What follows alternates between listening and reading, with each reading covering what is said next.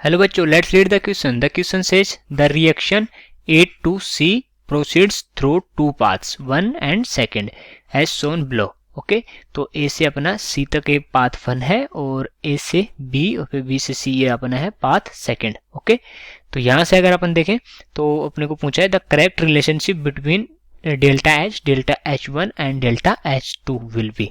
तो ये अपने पास इनकी जो रिलेशनशिप है ये है. तो ये अपने को देख के बताना है कि कौन सी इनमें करेक्ट रिलेशनशिप है. ओके, तो सबसे पहले लिखेंगे इस क्वेश्चन का की कॉन्सेप्ट. और इस क्वेश्चन का की कॉन्सेप्ट हो जाएगा हेस लॉ. हेस लॉ बोलता है states that Hess law states that regardless of multiple steps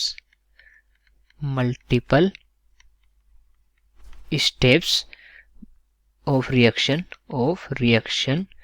the total enthalpy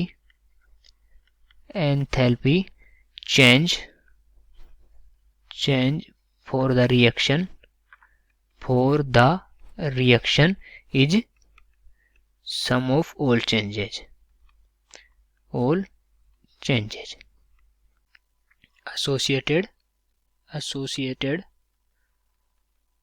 with the different steps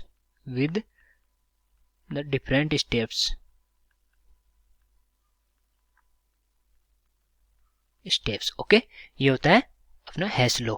और इसके अकॉर्डिंग अगर देखें तो जो डेल्टा H वो किसके इक्वल हो जाएगा, वो हो जाएगा delta H of AB plus delta H of BC. और ये क्यों डेल्टा H है, डेल्टा H किसका है, A से C जाने का एंथैल्पी चेंज. ओके, अगर A से C जाने का एंथैल्पी चेंज डेल्टा H है और अगर दूसरा इसका पाथ देखें तो वो हो जाएगा A से B और B से C. ओके, तो अगर इन दोनों की जो एंथैल्पी चेंज है डेल्टा H1 और डेल्टा H2 को ऐड कर दें तो ये डेल्टा H के इक्वल हो जाएगी, क्योंकि ये A से B और B से C जाने पर भी A से C अपन पहुंच सकते हैं. और अपना जो हेस लॉ है वो बोलता है कि जो एंथैल्पी चेंज है, टोटल एंथैल्पी चेंज, वो किसके इक्वल होगा, sum of all changes associated with the different steps. तो ये जो डिफरेंट स्टेप्स हैं A से B और B से C, तो इनका अगर सम कर देंगे तो किसके इक्वल हो जाएगा, वो डेल्टा H के इक्वल हो जाएगा. ओके, तो इसलिए अपन लिख सकते हैं कि delta H is equal to delta H AB plus delta H BC. Delta H AB क्या गिवन है अपने को, delta H is equal to delta H AB क्या है, वो है डेल्टा H1 प्लस, और जो डेल्टा H BC है वो क्या है, डेल्टा H2. तो ये हो जाएगा correct relationship between delta H and delta H1 and delta H2. Okay, तो कौन सा ऑप्शन करेक्ट हो जाएगा, और C ऑप्शन करेक्ट हो जाएगा. So I hope you understood it well. Best of luck.